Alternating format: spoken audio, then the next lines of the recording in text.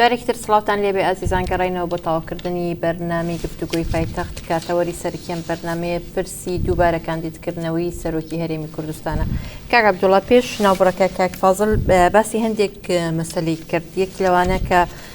ئۆپۆزیسیۆن کەمینەیە کە نابێت چارەنووسی ئەم وڵاتە بەدەست کەمینەوە بێت. باسی لەوە کرد کە ئۆپۆزیسیۆن ئێوێ وڵاتە بەرە و پاشاگردانی بەرێت. باسی لەوە کرد کە ئێوە بەدیلێکتان نییە، قسە ئەکەن و بەبێەوەی بەدیلێکی کەشتان هەبێ بۆ چارە سەریانی بدۆزنەوە بۆ ئەو تەڕحەی کە خۆتانیکە. بەدیل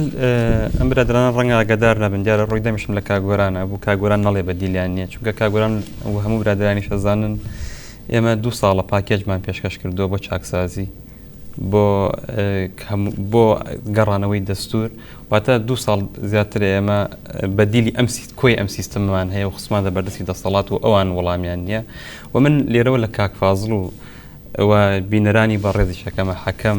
پاشاگەردانی بەوەیە کە چەند ساڵە خەڵکی کوردستان داوای چاکسازی ئەکات لە کۆی کایە سیاسەکانە، لە تەواوی پرسە یاسایەکانە، لە تەواوی پرسە ئابوووریەکانە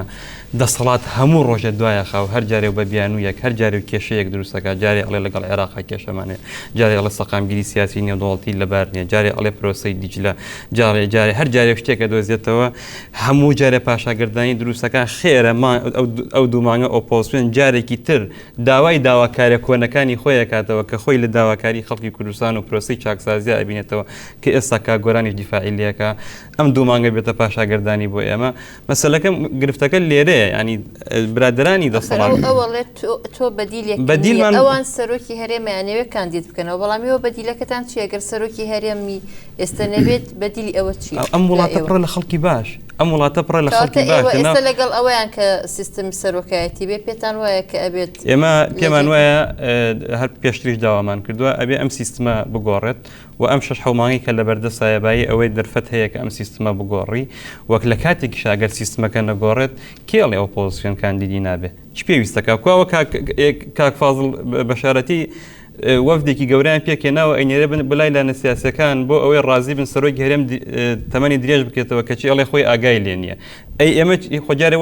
وەفدمەوە لە هیچ لایەنێکی سیاسی نەناردووە کی ئەڵێ لە کاتی خۆی ئێمەش کاندیدمان نابێ لە باڵێن خەڵکی دنیای خەڵکی بێلایەن هەیە، خەڵکی بەتوانە هەیە لە ژنان لە پیاوان بۆ ئەوەی خۆیان هەڵبژێرن. و مەسلەی پرسی چارەنووساز ئەگەر پرسی خودی جملەکە ئەیسەلمێنێت پرسی چارەنووساز ناکرێت لایەنێکی دیاریکرا بڕیایی لەسەر بدا، ینی ئەم مەسلەیە نابەستێتەوە بە مەسلەی زۆرینە و کەمینەوە. خۆ ئەگەر ینی هەر بڕیارێکی پێشووتری پەرلەمانی کوردستانی بکەینە پێوە، ینی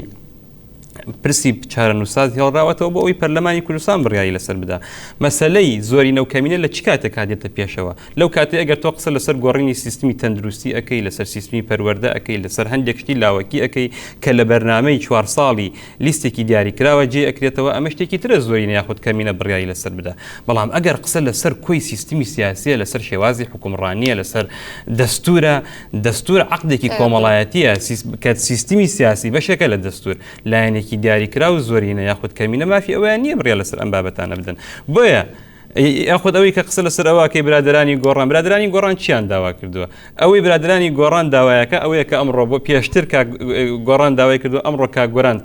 با بڵێن باسی ئەکا مەسلەی گەڕانەوەی دەستور و گۆڕینی سیستمەوە لەسەر مەسلەی پرسی دووبارە کاندیدکردنەوەی سەرۆکی هەرێم بمێنینەوە. کاک فازڵ باس لەوە ئەم یاسایە خۆقورئانیە ئەگۆڕێت، ئێستا ضرورەت ئەوەیە کە سەرۆک بارزانی بمێنێتەوە لەبەرەوەی یاساکەی بۆ گۆڕن 4 ساڵیکەی بۆ تازە ئەکرێتەوە بۆ نمونە. ینی ئەمە ئاساییە گۆڕینی سیستم یاخود مەسلەی خولێکی پەرلەمانی تۆپی بگۆڕی بۆ ئەوەی کە ضرورەتێکی سیاسی وات لێکا مەخفی. جای ئەو ضرورەتە سیاسیە من وای نبینم ضرورەت هەبێ و ئەو بارودۆخی کە هەیە ینی باشترین نمونە ئەو پێشتر ئەیانوت ئەگەر مامجلال نەبێ عێراق تێکەچێ و دنیا ئەڕۆشێت و ئەوانە ئێستا مامجلال لە ساحی سیاسیە وجودی نییە و هیچیش نەبووە هیچیش نەبووە. سەرۆکی لە گۆشە نیگای منیشەوەی لە گۆشە نیگای منەوە هیچ نەبووە سەرۆکی هەرێمیش نەبێ هەر هەمان شتە و کەسێکی تر بێ هەمان شتە و هەروەها لە بیرمان نەچێت ینی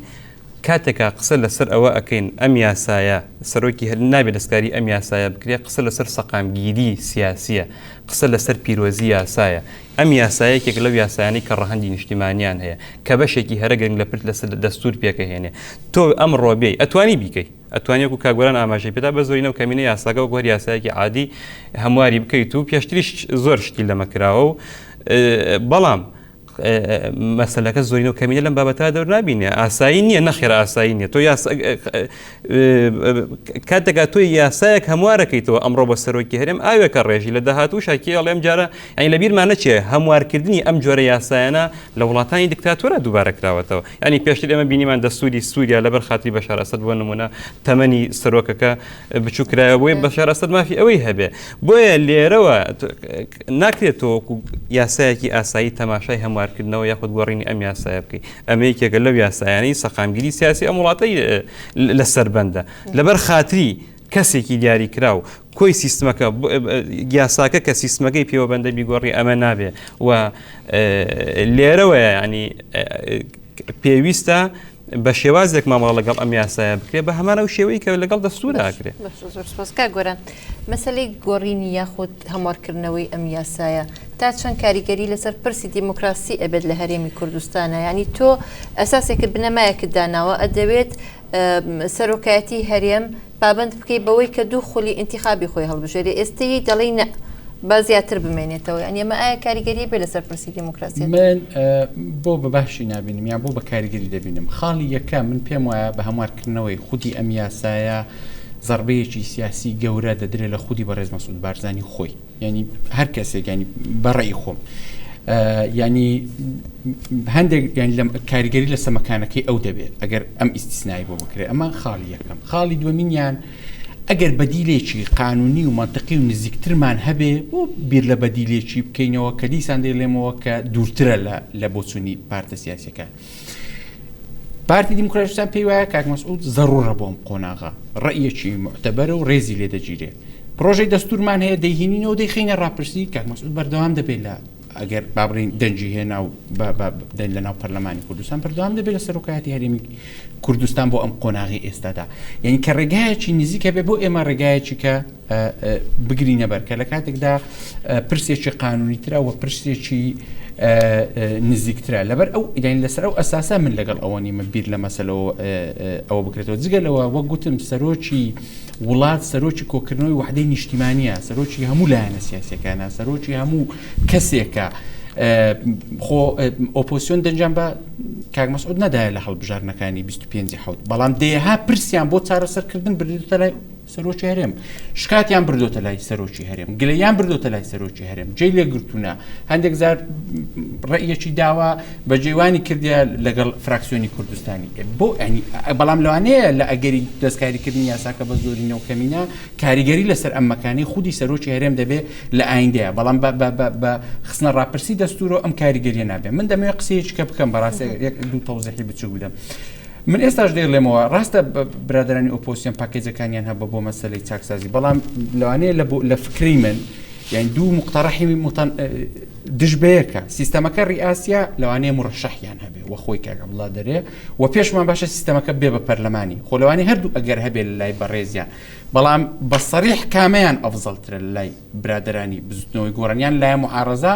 بەڕێی من بەڕێی خۆم لەوانەیە ئەوان زیاتر مەسەلەکە سیستەمەکەیان لە زەڕورتر بی وەک لایانی مڕەشە بەڵام مەقسەدم لە ئەعلانکردنی موقیفەکە دێ ئاخر خاڵ کە دەمێ باسی بکەم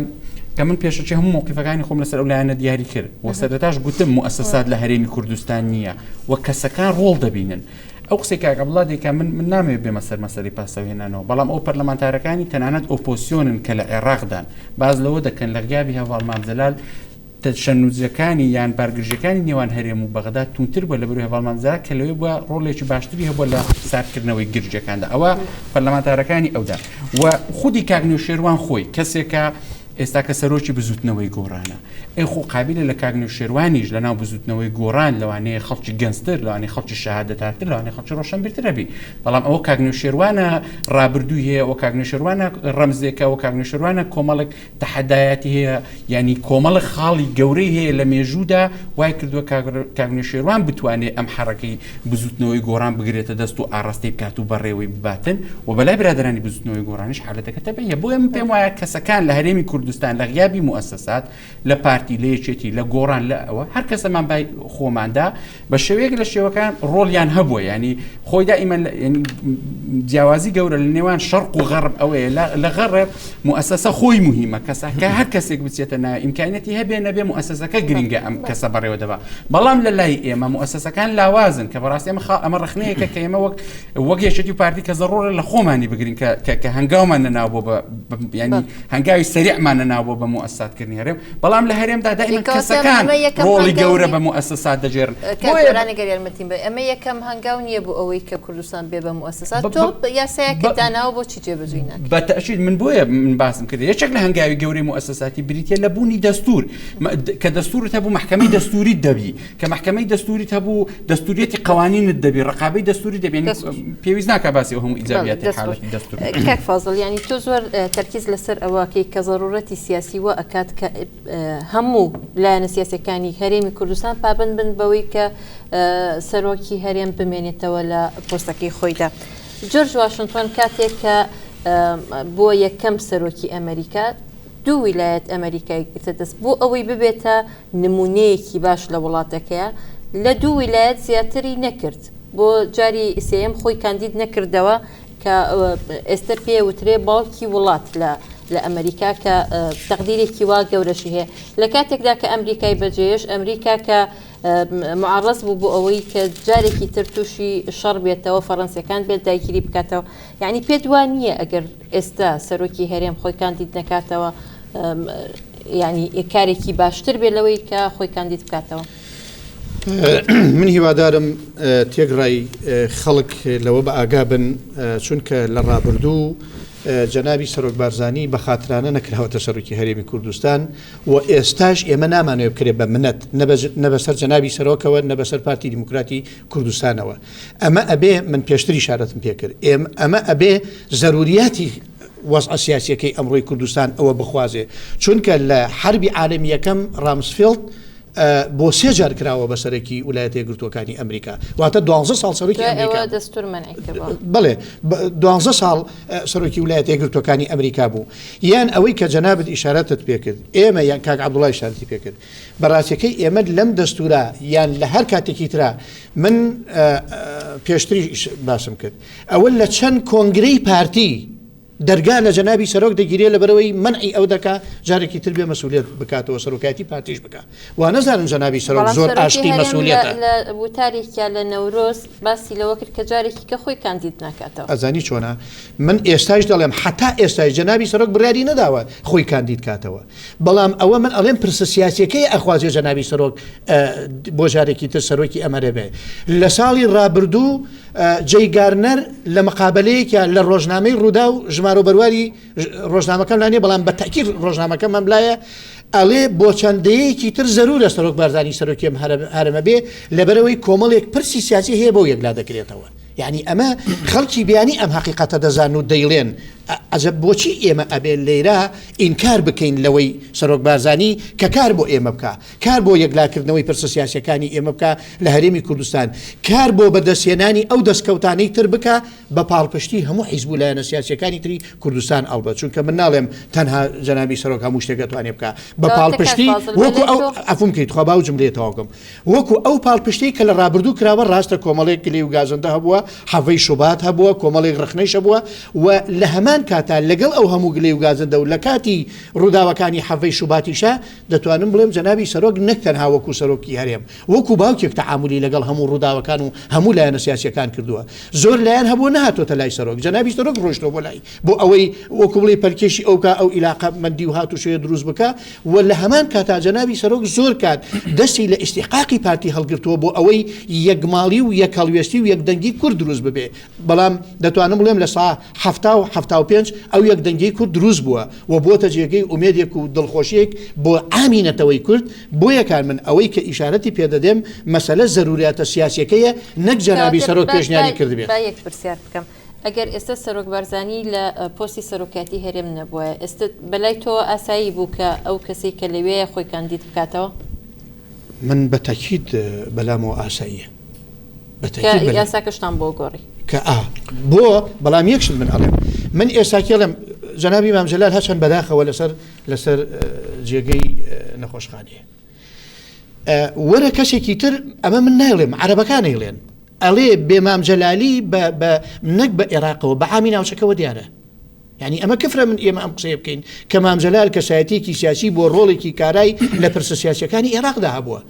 باشە ئەی گوناحە بڵین کاک مەسعود بە کەڵکی پرسە سیاسیەکانی ئەمڕۆی هەرێم دێ کە بە کەڵک دێ چەند بە کەڵکی من دێ ئەوە نە بە کەڵکی کاک عەبدوڵڵا دێ چەند بە کەڵکی حیزبەکەی من دێ و نەش بە کەڵکی حیزبەکەی کاک عەبدوڵڵا دێ ئەوە نە بە کەڵکی هەموو خەڵکی کوردستان دێ و هاتووە بۆیە کان ئەڵێم داواکارم کەواتە بەلای تۆوە گۆڕینی ئەم مەسەلەی خولی هەڵبژاردن لە 2 خولیەوە بۆ 8 خول یاخود بۆ 3 خول هیچ کاریگەریەکی نابێت لەسەر بارودۆخی سیاسی لە هەرێمی کوردستان و مەسەلەی پرسی دیموکراسی؟ من دەڵێم مادەم ئێمە لە هەرێمی کوردستان بیرۆڕای ئازاد و سندوقی دەنگدان هەیە هیچ کاریگەریەکی نابێت وەڵام یەک شتی تر بۆ ئەوەی کە من ئەڵێم ئێستاش بە خۆکاندیدکردنەوەی جەنابی سەرۆک باردانی 2 جار بێ بەڵام وەرن باوەکو ئیسرائیل بکەین بە 7 ساڵ